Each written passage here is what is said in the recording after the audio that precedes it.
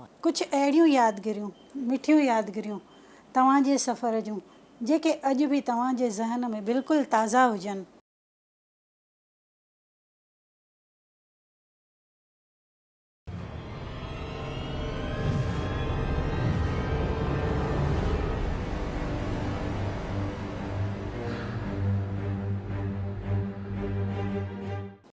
हाँ, चङा ई पल आहिनि जीअं मां शुरूआत कई पंहिंजी। 2 सिंधी कलाम मूंखे मम्मीअ सेखारिया। जीउ झोरे ॾिसां त छा थो थिए ऐं जेकस हुयसि धारी मारुनि तॾहिं विसारी।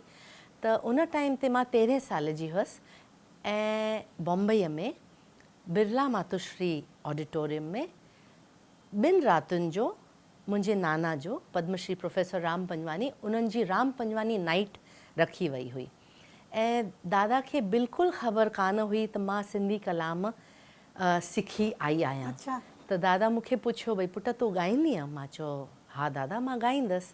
त मां बॉम्बे आयसि त दादा खे ख़बर कान हुई मां सिंधी कहिड़ा कलाम सिखिया आहिनि ऐं मां पहुतसि उते ऐं दादा खे अची मां ही 2 कलाम मूं ॿुधाया।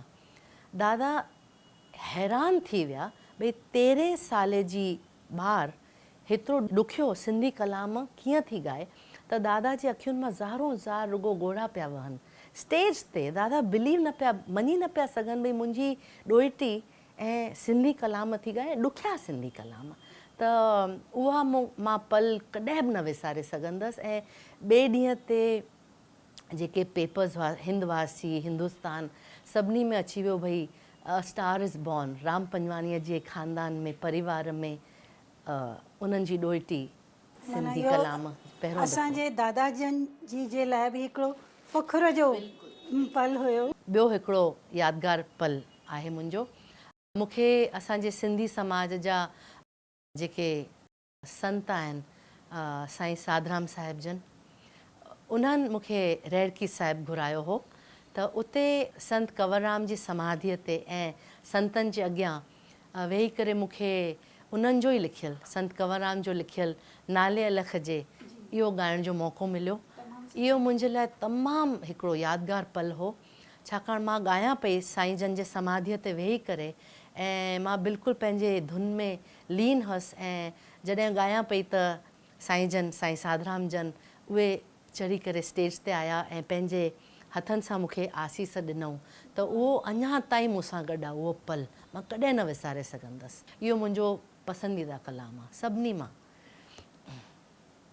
हो नाले अलख जे बेड़ो तार मुंहिंजो हो नाले धणीअ जे बेड़ो तार मुंहिंजो आहियां निंधर निमाणी निधर आहियां मां निमाणी मूंखे आधार तुंहिंजो आहे आधार तुंहिंजो नाले धणीअ जे बेड़ो तार मुंहिंजो हो सदके साईं जे बेड़ो तार मुंहिंजो। दादा साहब हिकु यादगार पल जेको मुंहिंजो हो उहो दादा जे जनम ॾींहं ते उहे ठीकु कान हा पर तॾहिं मां ही जेको भॼन ॻायो उहो दादा खे तमामु घणो वणंदो हो। जॾहिं मां उहो ॻायो त दादा उथी करे पंहिंजी शॉल लाहे करे मूं ते उन्हनि विधी मूंखे पातऊं। इहा ज़िंदगी भर मूं सां गॾु रहंदी। त तव्हांखे 2 सिटूं हुन गीत भॼन जूं मां ॿुधायां थी। जा पेई तो पनारे लगाइज तूं किनारे जा पेई तो पनारे लगाइज तूं किनारे जा पेई तो पनारे लगाइज तूं किनारे छोरी ना छड़ जाए छोरी ना छड़ जाए छोरी ना छड़ जाए छोरी ना छड़ जाए छोरी ना छड़ जाए छोरी ना छड़ जाए। जीअं त तव्हां नंढी उमिरि खां ई गीत ॾोहीड़ा कलाम ॻाया आहिनि, त सिंधी लोक संगीत जी ख़ासियत तव्हांजनि शब्दनि में? इहा तमामु पुराणी सभ्यता आहे। शाह लतीफ़, सचल सरमस्त, सामी, इहे जेके असांजा सूफ़ी संत थी रहिया आहिनि, इहे 100 साल पुराणा आहिनि। संत कंवरराम, त असांखे इहो जेको मिलियो आहे असांजे पूर्वजनि खां मिलियो आहे। ऐं सिंधी संगीत में ॾोहिड़ा आहिनि, कलाम आहिनि, भॼन आहिनि, लाॾा आहिनि, गीत आहिनि। हर कंहिं माहौल ते, हर कंहिं ओकेजन ते सिंधी गीत आहिनि। हिकिड़ो अहिड़ो गीत या कलाम जेको तव्हांजे दिलि जे क़रीब हुजे? तव्हांखे मां ॾोहिड़ो थी ॿुधायां, जेका असांजे सिंधी ॿोली, सिंधी मातृभाषा जे शान में जी। ऐं इहो ॾोहिड़ो लिखियलु आहे स्वर्गीय श्री निर्मल वासुदेव जी, उन्हनि जो लिखियलु ॾोहिड़ो आहे।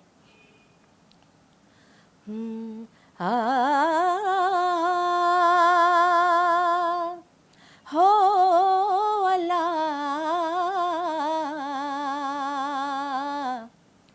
वो लाम्या वो लाम्या वो लाम्या ओ म्या, सिंध तुंहिंजो शान, तुंहिंजो शान, सिंध तुंहिंजो शान, मां छा ॻाए छा ॻायां, तुंहिंजी पाक पिणीअ खे हो अला, हो तुंहिंजी पाक पिणीअ खे मां त सुरमो करे पायां, न चीनी हूं निभायां हो अला, न चीनी हूं निभायां निर्मल वॾे नाज़ सां, वो लाम्या वो लाम्या वो लाम्या हो म्या, सिंध मुंहिंजी अमा, सूंह तुंहिंजी मथां छा लिखी छा लिखां छा लिखी छा लिखां छा लिखी छा लिखां छा लिखी छा लिखी, सिंध मुंहिंजी अमा, सिंध मुंहिंजी अमा, सूंह तुंहिंजी मथां छा लिखी छा लिखां छा लिखी छा लिखां छा लिखी छा लिखां छा लिखी छा लिखां। वाह। हर कंहिं क़ौम खे पंहिंजी भाषा जी, मिठी बिल्कुलु। मिठी लॻंदी आहे। जी। मूंखे पंहिंजी भाषा, सभिनी खां मिठड़ी भाषा पंहिंजी सिंधी ॿोली। असांखे वॾनि खे त फ़ख़ुरु आहे असां सिंधी आहियूं, बिकॉज़ हीअ असांजी सभ्यता आहे जेका 5000 साल पुराणी आहे। हिंद जेको आयो, सिंधू मां हिंदू आयो, सिंध मां हिंद आयो। त असांखे ख़बर आहे पंहिंजी हिस्ट्री, असांखे इहा हिस्ट्री पंहिंजे ॿारनि ताईं पहुचाइणी आहे। त ऐं सिंधियुनि में सॼी दुनिया में हर कंहिं क्षेत्र में, मेडिकल फील्ड हुजे, हॉस्पिटल्स हुजनि, एजुकेशनल इंस्टीट्यूशन्स हुजनि, इंडस्ट्रियल हाउसिस हुजनि, कला जो क्षेत्र हुजे, को बि क्षेत्र कोन्हे जंहिंमें सिंधियुनि पंहिंजो योगदान कोन ॾिनो आहे। पॉलिटिक्स हुजे, जी सही आहे। असांजा नेता, त असांजे ॿारनि ताईं जेका नेक्स्ट जनरेशन आहे उन्हनि खे इहो फ़ख़ुरु, इहो गुरूर, इहो गुमान उन्हनि ताईं असांखे पहुचाइणो आहे। भई असां सिंधी आहियूं, तव्हांखे हिन ॻाल्हि जो फ़ख़ुरु हुजणु खपे। असांजे सिंधी जातीअ में वॾा वॾा हीरा आहिनि, जी उन्हनि जो तव्हां क़दुरु कयो। ऐं इहा असांजी ज़िमेदारी आहे त असां ॿारनि ताईं इहा ॻाल्हि कीअं पहुचायूं। जी बिल्कुलु सही। दलेर सिंधी जे द्वारा इहा ई कोशिशि आहे त उन्हनि शख़्सियतुनि जा अनुभव असांजे नौजवान ॿारनि ताईं पहुचनि, त जीअं असांजो जेको हेॾो खज़ानो आहे उहो अॻिते वधंदो रहे।